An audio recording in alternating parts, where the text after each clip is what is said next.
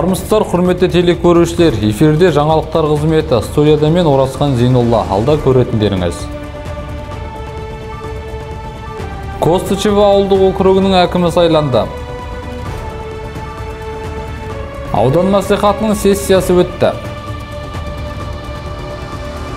Қаламызда қар тазарту жұмыстар жалғасуда. Ауданымызда аймақтық футзалдан оқушылар арасында жарыс ұйымдастырылды. Өткен жексенбіде ауданымызға қарасты Костычев ауылдық округінде елді мекеннің әкімін сайлау өтті. Оған Костычев және Донской ауылдарының халқы қатысып, кандидаттарға жасырын дауысын берді. Сайлау қорытындысын алда айтатын боламыз. 19 қаңтарда Ақмола облысы Жарқайың ауданы Костычев ауылдық округы әкімінің кезекті сайлауы өтуде. Донской ауылындағы номер 491 және Костычево ауылындағы номер 494 сайлау учаскелері өз жұмысын таңғы 7-де бастады. Сайлау сағат 20:00-ге дейін жалғасады. Ауыл тұрғындары 3 үміткердің біріне дауыс береді. Номер 494 учаскелік сайлау комиссиясының төрағасы Ерік Хамзин дауыс беру күні қалай өтіп жатқаны туралы әңгімелейді. Бүгін Жарқайың ауданы қарасты Костычев ауылы округінде әкім сайлау өтіп жатыр. Сайлау 2 учаскеде ұйымдастырылған, 494 Костычево, 494 Донской ауылында. Қазіргі таңда сайлаушылар өз дауыстарын беруде. Сайлау өз процесіне сәйкес жүріп жатыр. Жергілікті тұрғындар өз әсерлерімен және тілектерімен бөліседі. 19 қаңтар ауылдық әкімдік сайлау учаскесіне келіп, өз даусымызды беріп жатырмыз. Жаңа жыл жаңа табыспен келсін. Сайлап жатқан ер азаматтарымыз, азаматшаларымыз еліміздің қамын ойлайтын болсын. Әрқашанда әкім бол, халқыңа жақын бол дейді ғой. Әрқашан осы сайлап атқан сайлаушыларымыз халықтың қамын ойлайтын болсын.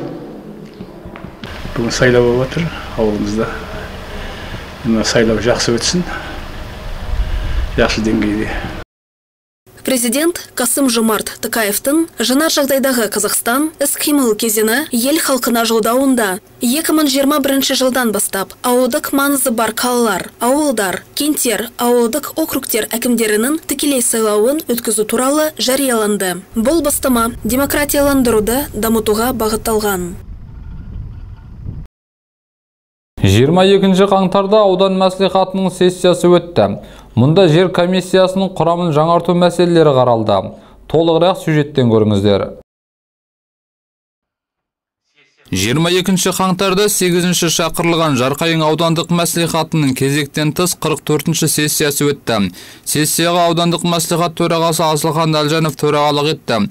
Жұмысқа Жарқайың аудан әкімінің орынбасары, қала, ауыл және ауылдық округ әкімдері, мемлекеттік бөлімдер мен ұйымдардың басшылары, аудандық мәслихаттың депутаттары және бақ өкілдері қатысты. Сессияда Жарқайың аудандық мәслихатының Жарқайың аудан әкімдігінің жанындағы жер комиссиясы ережесін және құрамын бекіту туралы шешіміне өзгерістер енгізу туралы мәселе қаралды.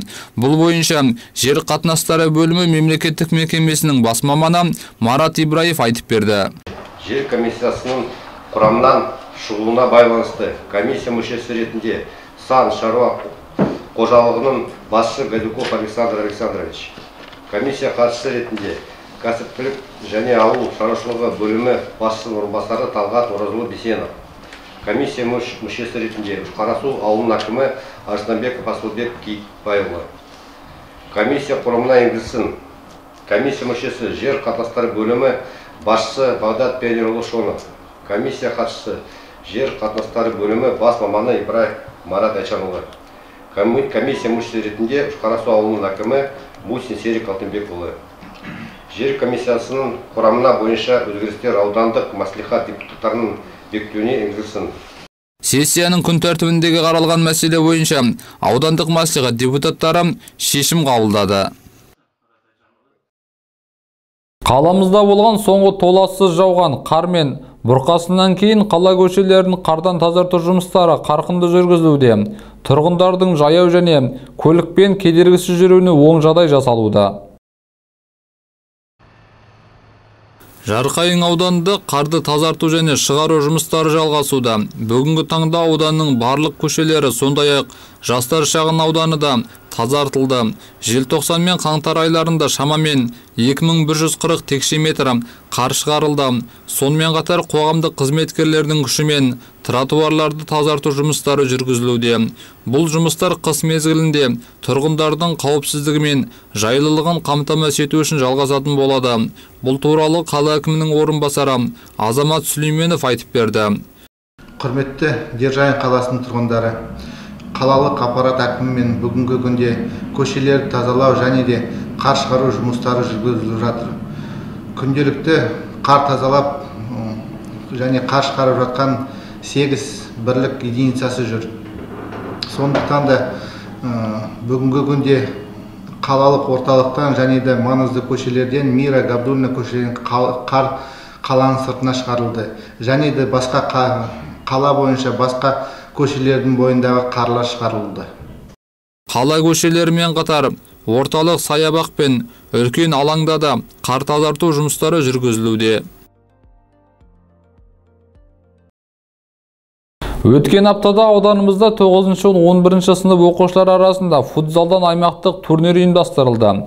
Оған осы аймаққа қарасты 5 ауданның командалары қатысты. Жерлестеріміз ала допты шыр айналдырып, қарсыластарын қапыда қалдырды. Өткен аптада ауданымызда Ақмола облысының жалпы білім беретін мектептер арасында жастар спартакиадасы шеңберінде 9-11 сынып оқушылар арасындағы ұлттық мектеп лигасының бағдарламасында аймақтық жарыстарда футзалдан жарыс өткізілді. Ойын алаңына Есіл, Сандықтау, Жақсы Атбасар және ауданымыздың командалары шықты. Жарыстың салтанатты ашылуына Жарқайынның спорт шараларының маңыздылығы атап өтілді. Мұнда құрметті қонақтар, балалар жасөспірімдер спорт мектебінің директоры Айгүл Әлжанова, білім бөлімінің өкілі Әсел Ғазез, алғашқы әскери дайындық және дене тәрбиесі бойынша әдіскер Тархан Қабиденов қатысты. Жас спортшыларға аудан мектептерінің дене шынықтыру мұғалімдері мен балалар жасөспірімдер спорт мектебінің әдіскерлері де қолдау білдірді.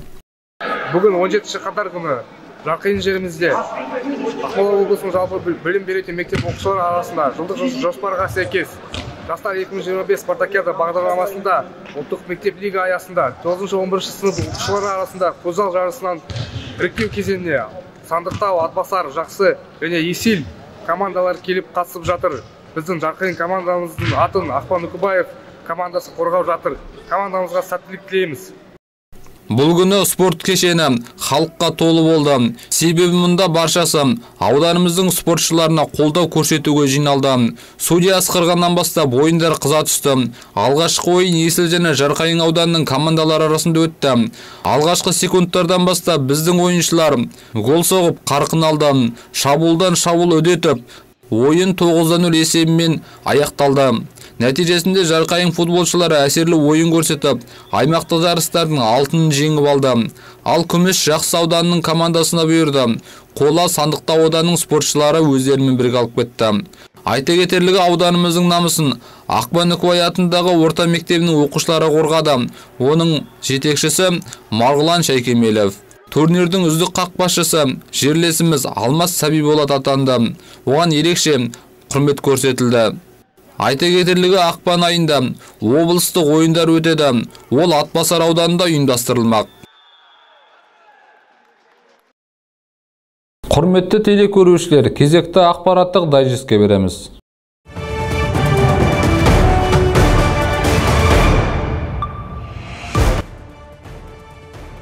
23 қаңтар күні Жарқайың аудандық аумақтық сайлау комиссиясының шешіміне сәйкес 25 жылғы 19 қаңтарда өткен Костычев ауылдық округінің сайлау қорытындылары туралы хаттама негізінде Жарқайың ауданының әкімі Ербол Жүсіпбеков Костычев ауылдық округі аппаратына жаңадан сайланған әкім Ғафурбек Байдилдинді таныстырды. Дәл осы күні Жарқайың ауданының әкімі Ербол Жүсіпбеков жұмыс сапарымен Костычев ауылдық округінде болды. Сапар барысында ауылдағы маңызды әлеуметтік және инфрақұрылымдық нысандарды аралап, әкімдік, мәдениет үйі, мектеп, балабақша, дәрігерлік амбулаторияның жұмысымен, сондай-ақ Костычев ауылының өрт сөндіру бекетінің қызметімен танысты. Ауа райына байланысты Жарқайың ауданының әкімі Ербол Жүсіпбеков орталық қазандық пен аудандық аурухананың қазандығына барып, қатты аяз жағдайында олардың жұмысқа дайындығын тексерді. Тексеру барысында ол отын қорын, жабдықтардың жағдайын және қосалқы жүйелерді қарап шығып, техниканың жұмысын қадағалауды күшейтуді және туындаған мәселелерді жедел шешуді тапсырды. Ерекше назар аппараттық жұмыстарға жауапты қызметкерлердің дайындығына және қосалқы жылу көздеріне қамтамасыз етуге аударылды. Ербол Жүсіпбеков әлеуметтік нысандар мен тұрғын үйлерге жылудың үздіксіз берілуі қыс мезгіліндегі жергілікті атқарушы органдардың басты міндеті екенін атап өтті.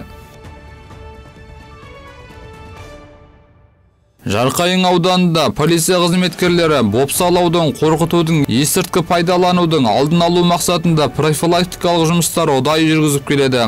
23 қаңтарда алдын алу шарасында Уалиханов ауылы орта мектебінің оқушыларымен кездесу өткізіп, буллинг және есірткі денсаулыққа зиян тақырыбында алаяқтықтың жаңа түрлері енгізілгені туралы буклеттер таратылды. Қазақстан Республикасының қылмыстық кодексінің 299-да 301-де бабына сәйкес Қазақстан Республикасының заңдарына мемлекеттік қызметшілер үшін есірткі құралдарының заңсыз айналымына байланысты қылмыс үшін жазаны қатаңдатуға қатысты өзгерістер енгізілді. Есірткі құралдарын кепілге салушыларға жаза өзгертілді. 21 қаңтарда ауданымызда Октябрьдің 50 жылдығы атындағы жалпы орта білім беретін мектебі мен Тасыталды ауылының жалпы орта білім беретін мектептерінің педагогтары жемісті жұмыс жүргізді. Педагогтер танымды, қызықты өзара байланысты сабақтар өткізді. Оқушылар сабаққа белсенді қызығушылық танытты. Сұрақтарға жауап берді. Әртүрлі мәселелерді шешті. Күннің екінші жартысында Жарқайың ауданының прокурорымен кездесу ұйымдастырылды. Балалардың кешкі бос уақыты интернат қабырғасында өтті. Тьюторлар түрлі ойындар мен конкурстар өткізді.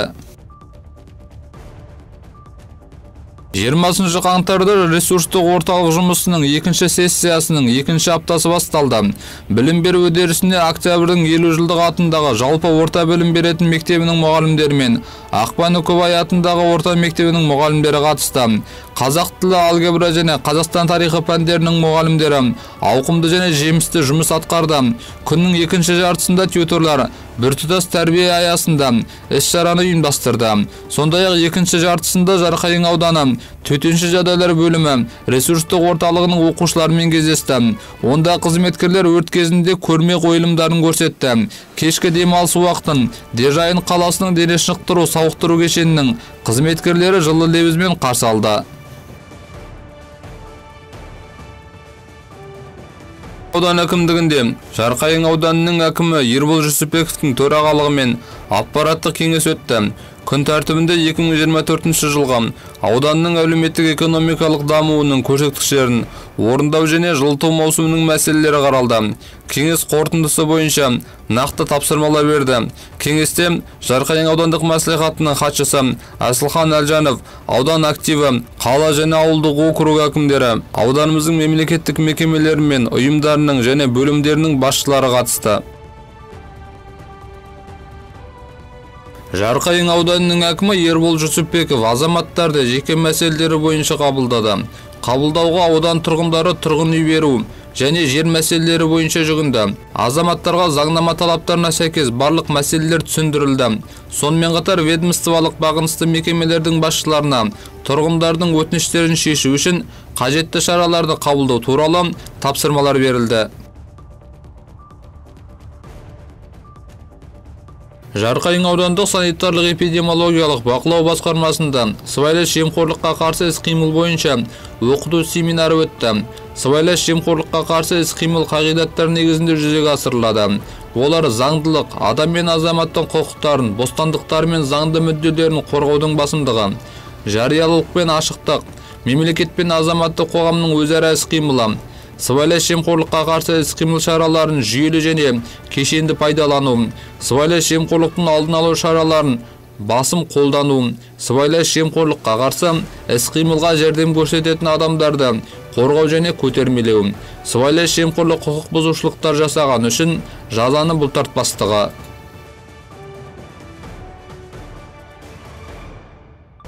Жарқайың аудандық ауруханасының медицина қызметкерлері мен клиника және тұмау мен ЖРВИ эпидемияға қарсы іс-шаралары бойынша оқыту семинары өткізілді. Аудандық санитарлық эпидемиологиялық бақылау басқармасының жетекші маманы Сәуле Рахымбаева аудан тұрғындар арасында ЖРВИ мен сырқаттанушылықтың эпидемиологиялық жағдайы, аурудың алдын алу шаралары, эпидемияға қарсы іс-шаралар туралы хабардар етті. Жұқпалы аурулардың алдын алу халықтың денсаулығын сақтауда шешуші рөл атқарады. Атырадный ауыл мектебінің қызметкерлерімен кездесу.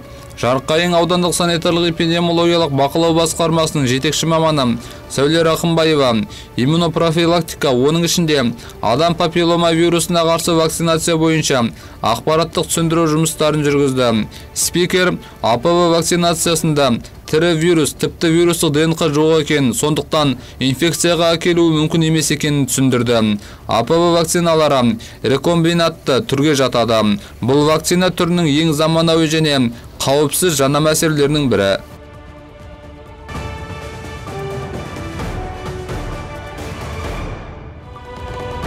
Құрметті телекөрушілер, біздің осы аптаға дайындаған жаңалықтарымыз әзірге тәмам. Кезекті орыс тіліндегі жаңалықтарға береміз. Оны әріптесім Лилия Ғабитова жүргізетін болады. Келесі кездескенше сау саламатта болыңыздар.